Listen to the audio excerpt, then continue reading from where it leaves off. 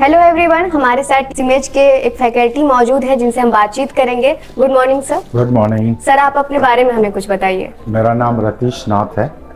मैं सिमेज में management faculty हूँ और मैं बीबीए में और बीसीए और बीकॉम में भी मैनेजमेंट पेपर्स लेता हूँ। सर, अभी इस इमेज में आप कुछ एक्स्ट्रा सब्जेक्ट पढ़ा रहे हो, एड ऑन कोर्सेज पढ़ा रहे हो, उनके बारे में हमें बताइए। एड ऑन कोर्सेज एग्जैक्टली तो नहीं, लेकिन हाँ, मैनेजमेंट में मेरा फील्ड था मार्केटिंग का और प्रिंसिपल्स ऑफ मैनेजमेंट, ये दोनों से मैं बहुत कंफर्टेबल था। क्लास पहले भी लेता रहा था, लेकिन यहाँ पर एक एडिशनल चार्ज मुझे दिया गया, बिजनेस एनवायरनमेंट पढ़ाना। तो बिजनेस एनवायरनमेंट और इंटर्नशिप, ये कुछ इस तरह के पेपर्स हैं जिसके लिए पहले खुद को मुझे तैयार करना पड़ा, जिसके लिए पहले मैंने खुद स्टडी किया, खुद की तैयारी की। और बिजनेस एनवायरनमेंट में बेसिकली मैनेजमेंट के अलावा कुछ इकोनॉमिक पार्ट ऑफ मैनेजमेंट जो है उसको डील किया जाता है। तो मैंने खुद अपने आप को पहले अपडेट किया, मैंने खुद पढ़ा, पहले उसको समझाया, इसलिए कि क्लास में जब आप खड़े होते हैं तो बच्चों से ज़्यादा आपको जानना ज़रूरी है, तभी बच्चे आपका सुनेंगे। तो ये 2-3 चीज़ हैं, बिजनेस एनवायरनमेंट में इकोनॉमिक सिस्टम है, फिर एंटरप्रेन्योरशिप है, उसके लिए मैंने ये क्लासेस लेना शुरू किया और अभी मैं क्लास ले रहा हूँ। Okay sir. सर, अभी इस इमेज में आप बच्चों को किस तरीके से पढ़ाते हैं, क्या टीचिंग मेथड है आपका? टीचिंग मेथड में 2-3 चीज़ यूज़ करता हूँ मैं।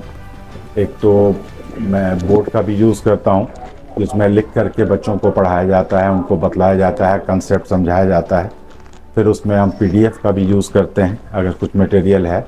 फिर पीपीटीज भी हम लोग यूज़ करते हैं और फिर बच्चों को भी कुछ असाइनमेंट्स दिया जाता है, उनसे भी आकर के बोर्ड पर कुछ समझाने के लिए कहा जाता है।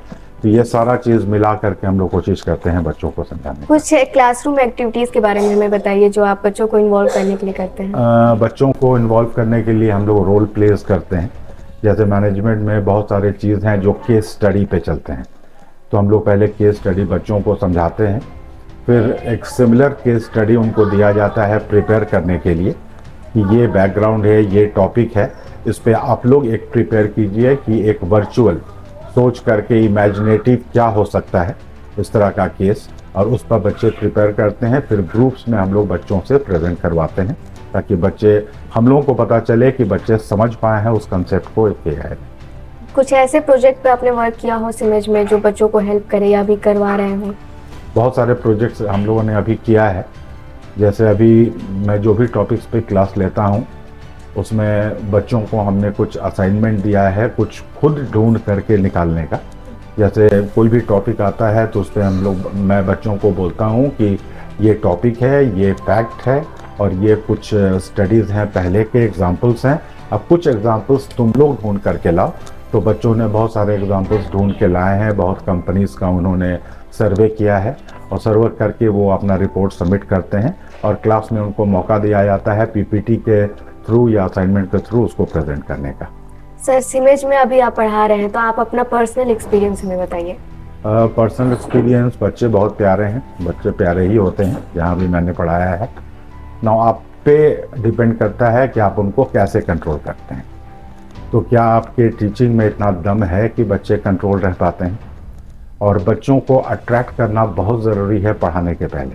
अगर बच्चे आपकी तरफ अट्रैक्ट नहीं होंगे, अगर उनका अटेंशन आपकी तरफ नहीं आएगा, तो आप कितना ही अच्छा पढ़ाएंगे बच्चे नहीं समझ पाएंगे। लेकिन अगर बच्चों का अटेंशन आप कैच कर लेते हैं, कुछ भी अगर ऐसा आप करते हैं जो बच्चों का अटेंशन आ जाता है और बच्चों को अगर लगता है कि इनसे हमें अच्छा मटेरियल मिलता है, अच्छी टीचिंग मिलती है, तो बच्चे कॉन्सेंट्रेटेड रहते हैं। सर, अभी 12th के एग्जाम्स आ रहे हैं तो आप अपनी तरफ से कुछ टिप्स देना चाहेंगे बच्चों को? 2-3 जनरल टिप्स। एक तो पहले अपना सिलेबस को बहुत क्लियर कट जानना चाहिए कि मेरा सिलेबस क्या है। उसके बाद कंसंट्रेट करें वो लोग अपने पढ़ाई के तरीके पर और कि हमको सिलेबस पूरा करना है। पहले वो लोग अपना स्ट्रॉन्ग और वीक पॉइंट्स को बिल्कुल क्लियर तरीके से जानें और अपना टाइम प्लान करें। वो लोग जो वीक सब्जेक्ट्स हैं उसको थोड़ा ज़्यादा समय दें कि वो भी अप टू द मार्क आ सके, और जो उनके स्ट्रॉन्ग पॉइंट्स हैं उस पर कंसंट्रेट करें कि उस पर हाई स्कोरिंग कर सके वो। Thank you so much sir हमसे बात करने के लिए। Thank you.